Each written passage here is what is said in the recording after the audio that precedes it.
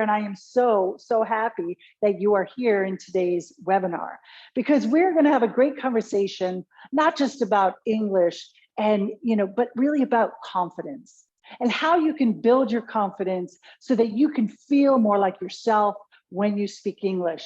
And my goal here today is to just kind of give you an overview of what I believe it takes to get where you need to go in your communication.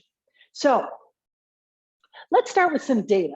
This is some data, if you've been following me this past week or so, you may already be aware of, but did you know that it only takes 30 milliseconds of somebody's speech for us to determine if they're from a different country than us? And if you think about that, that's pretty quick, 30 milliseconds. So it's not a minute. And unfortunately, all of us, when somebody speaks our language as a foreign language, we might not trust that person, or we might not believe that person, or it just takes a little bit longer for us to make a connection with that person. And that's because our first languages are wired in our brains going back to tribal times. So if you're standing on the border of one tribe or another, and you don't sound like the other person, it kind of is a warning of danger. Now, we know in modern times today that's not true. It doesn't have to be true.